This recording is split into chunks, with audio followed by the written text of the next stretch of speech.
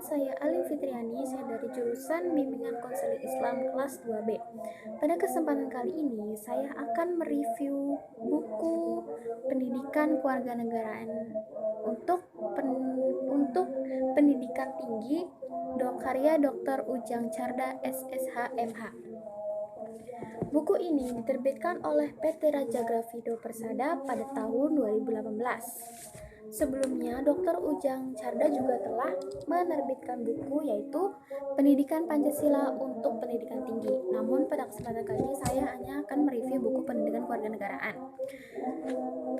Buku ini dirangkum setebal 337 halaman dengan total 7 bab. Di setiap babnya terdapat subbab sebanyak 4-5 subbab. Langsung saja ke review yang pertama. Review bab pertama yaitu dengan judul Orientasi Terhadap Pendidikan Kewarganegaraan. Dimulai dari latar belakang pembelajaran pendidikan kewarganegaraan, yaitu perubahan pendidikan ke masa depan. Dimulai dari Konferensi Menteri Pendidikan Negara-Negara Berpenduduk Besar di New Delhi tahun 1986 yang menyepakati bahwa pendidikan abad 21 harus berperan aktif dalam mempersiapkan pribadi, warga negara, dan anggota masyarakat yang bertanggung jawab. Yang kedua, menanamkan dasar pembangunan berkelanjutan, dan yang ketiga, menyelenggarakan pendidikan yang berorientasi pada penguasaan, pengembangan, dan penyebaran ilmu pengetahuan, teknologi, dan seni dalam kepentingan manusia. Kemudian, UNESCO melakukan konferensi lagi di Paris pada tahun 1998 yang menyepakati bahwa perubahan pendidikan tinggi masa depan bertolak dari pandangan bahwa tanggung jawab pendidikan adalah satu, melahirkan warga negara yang mempunyai kesadaran tinggi tentang bangsa dan kemanusiaan. Yang kedua, melahirkan tenaga kerja masa depan yang produktif dalam konteks yang dinamis.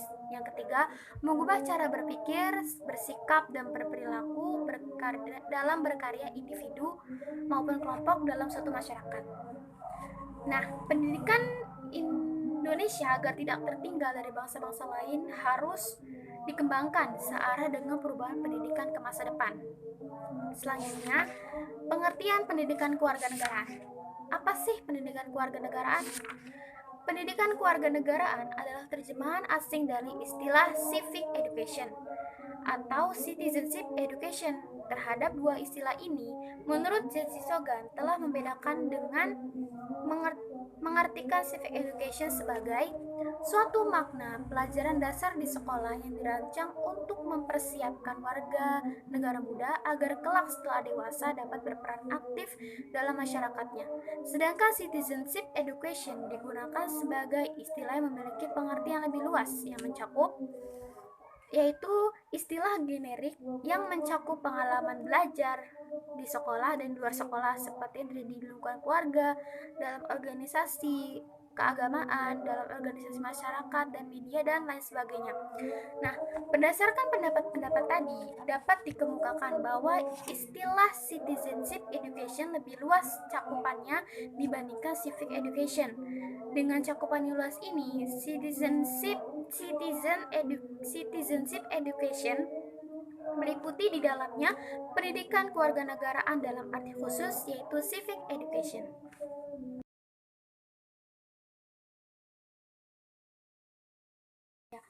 Selanjutnya bab 2 dengan judul Memahami Identitas Nasional sebagai Karakter Bangsa Indonesia. Dalam bab ini dijelaskan proses awalnya atau proses adanya bangsa Indonesia, yaitu dimulai dengan adanya bangsa Proto-Melayu tua yang merupakan nenek moyang bagi bangsa Indonesia, sehingga bisa terbentuknya atau bisa adanya bangsa Indonesia sampai saat ini. Bisa dijelaskan dalam bab ini secara jelas dan gamblang. Dalam bab ini juga dijelaskan tentang identitas nasional dan faktor pembentuknya. Identitas nasional merupakan hal yang penting karena digunakan sebagai ciri dan pembeda antara satu bangsa dengan bangsa yang lainnya. Oleh karena itu, Penentuannya harus secara benar dan tidak sembarangan. Adapun faktor pembentuk identitas nasional itu yaitu yang pertama primordial, yang kedua sakral, yang ketiga tokoh, yang keempat kesediaan bersatu dalam perbedaan, yang kelima sejarah yang sama, yang keenam pembangunan ekonomi, dan yang terakhir kelembagaan. Faktor-faktor yang disebutkan tadi merupakan faktor adanya identitas nasional. Selain itu, dalam bab ini juga dijelaskan Pancasila berperan sebagai identitas nasional dalam segala hal. Artinya bukan sebagai identitas nasional saja, tapi Pancasila juga digunakan sebagai ideologi bangsa Indonesia. Eh, Selanjutnya ada unsur-unsur identitas nasional. Menurut Ubaidillah, secara umum terdapat beberapa unsur yang menjadi komponen identitas nasional. Yang pertama, pola perilaku, yang kedua lambang-lambang, yang ketiga alat-alat perlengkapan, dan yang keempat tujuan yang dicapai. Namun, identitas bangsa Indonesia menurut Winarno sendiri yaitu yang pertama bahasa nasional yaitu bahasa persatuan bahasa Indonesia, yang kedua bendera negara yaitu merah putih, yang ketiga lagu kebangsaan yaitu Indonesia Raya, yang keempat lambang negara yaitu Garuda Pancasila, yang kelima semboyan negara yaitu Bhinneka Tunggal Ika, yang keenam dasar falsafah negara yaitu Pancasila, yang ketujuh konstitusi hukum dasar yaitu Undang-Undang Dasar 1945, yang kedelapan bentuk negara kesatuan Republik Indonesia, yang kesembilan konsepsi wawasan Nusantara, dan yang terakhir ke-10 yaitu kebudayaan daerah yang telah diterima sebagai kebudayaan nasional. Nah, ke-10 hal tadi merupakan identitas nasional bangsa Indonesia yang digunakan sebagai pembeda dengan bangsa lain.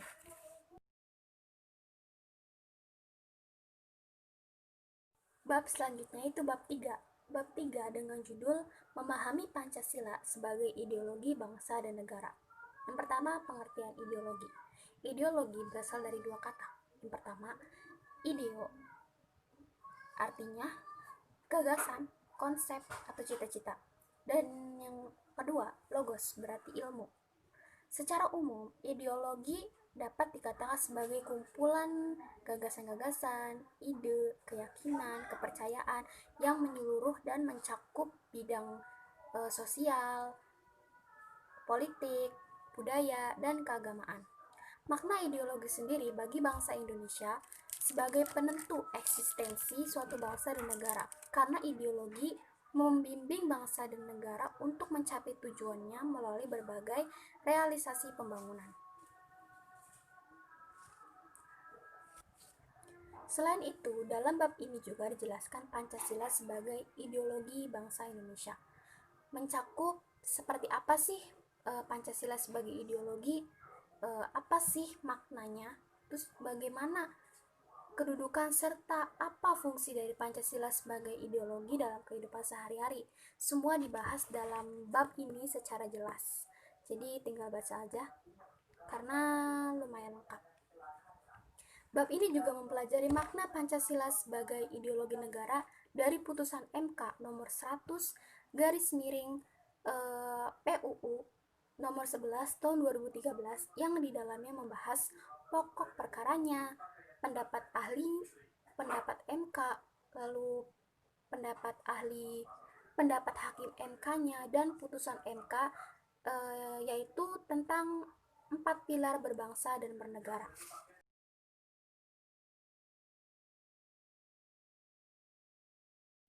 Bab 4 dengan judul Memahami Negara, Konstitusi, dan Warga Negara. Dalam bab ini, kita diajak penulis untuk mengenal lebih dalam tentang negara, konstitusi, dan warga negara. Yang pertama, negara. Dalam bab ini dijelaskan apa itu negara. Selain itu, disebutkan juga unsur-unsur yang membentuk suatu negara. Yang pertama, penduduk yang tetap. Yang kedua, wilayah tertentu. Yang ketiga, pemerintahan berdaulat. Dan yang terakhir, kemampuan mengadakan hubungan. Keempat unsur ini merupakan syarat untuk sebuah negara disebut negara. Apabila salah satu saja tidak terpenuhi, maka suatu daerah tidak bisa disebut negara. Yang kedua adalah konstitusi. Konstitusi adalah suatu hukum yang mengatur dan menjadi pedoman dasar kehidupan suatu bangsa agar tertib, teratur, dan tidak terjadi perbedaan antara masyarakat maupun pemerintah. Untuk Indonesia sendiri, konstitusinya yaitu Undang-Undang Dasar 1945. Yang ketiga, dalam bab ini bahasanya tentang negara. Dalam bab ini dijelaskan apa itu negara secara rinci dan secara gamblang. Kemudian dijelaskan hak dan kewajibannya serta asas-asas yang sering dibahas dalam pembelajaran pendidikan kewarganegaraan.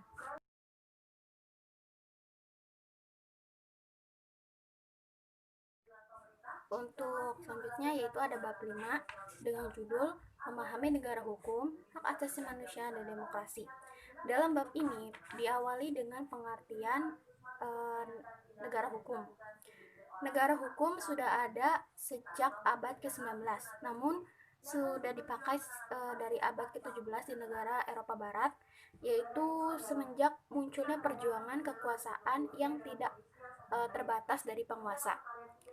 Selain itu, ada hak asasi manusia yang artinya dibahas dalam Undang-Undang Nomor 39 Tahun 1999, yaitu hak asasi manusia adalah seperangkat hak yang melekat pada hakikat dan keberadaan manusia sebagai makhluk Tuhan yang Maha Esa dan merupakan anugerahnya yang wajib dihormati, dijunjung tinggi, dan dilindungi oleh negara hukum dan pemerintah dan setiap orang demi kehormatan serta perlindungan harkat dan martabat manusia.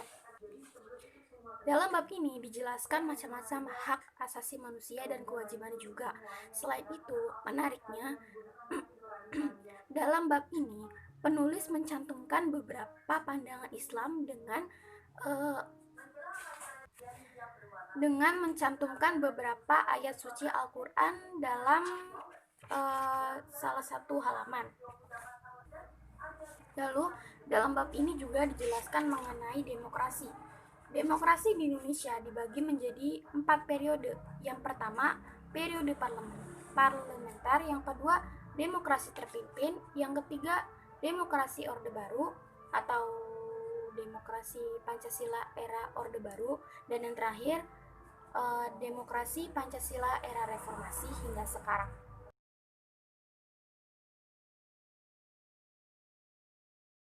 Bab 6, yaitu dengan judul Memahami Wawasan Nusantara sebagai Wawasan Nasional Indonesia.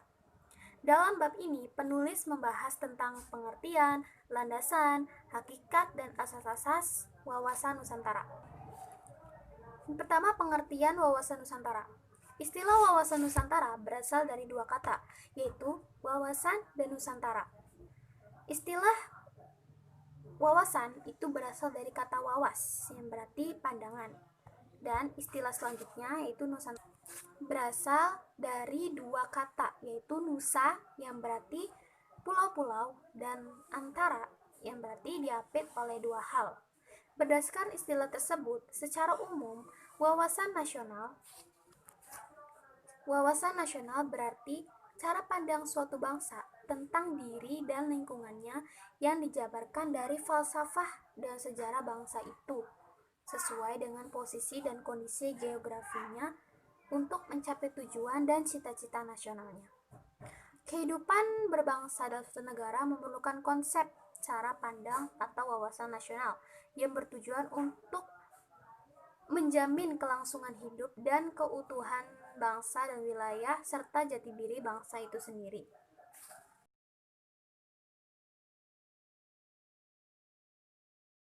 Dan kita masuk bab 7 sekaligus bab terakhir dalam buku pendidikan kewarganegaraan ini dengan judul Memahami Ketahanan Nasional dan Integritas Nasional Indonesia.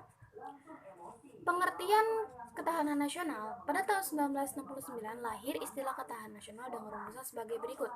Ketahanan nasional adalah keuletan dan daya tahan suatu bangsa yang mengandung kemampuan mengembangkan kekuatan nasional yang ditunjukkan menghadapi segala ancaman yang membahayakan kelangsungan hidup negara dan bangsa Indonesia.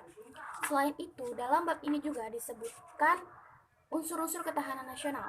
Di antaranya ada 8: ketangguhan, keuletan, identitas, integritas, ancaman, gangguan, hambatan, dan tantangan.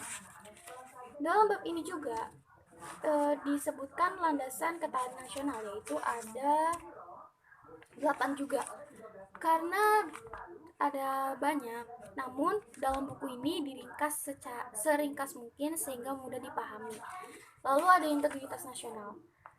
Integritas nasional adalah unsur penting terutama bagi bangsa Indonesia, karena bangsa Indonesia merupakan bangsa yang isinya masyarakatnya majemuk dan beraneka ragam budaya, sehingga integritas nasional sangat penting supaya bisa mempererat persatuan dan menghindari perpecahan. Sebelum saya menutup review tentang buku ini, saya akan memaparkan tentang kekurangan dan kelebihan dari buku ini. Yang pertama, kelebihan terlebih dahulu. Pertama, kelebihannya menggunakan bahasa yang mudah dimengerti. Selain itu, penulis juga menuliskan glosarium di akhir-akhir halaman. Yang kedua, buku ini tidak hanya memaparkan pendapat dari barat saja, tetapi juga memaparkan pendapat Islam dengan mencantumkan beberapa ayat suci Al-Quran. Yang ketiga, buku ini cukup lengkap sebagai pegangan kita untuk belajar pendidikan kewarganegaraan. Kekurangannya menurut saya hanya satu, yaitu spasi dan huruf dalam buku ini terlalu kecil, sehingga untuk yang punya mata bermasalah atau minus seperti saya, mudah lelah dan cepat perih ketika membaca ini. Mungkin sekian saja yang bisa saya sampaikan. Semoga bermanfaat. Terima kasih. Wassalamualaikum warahmatullahi wabarakatuh.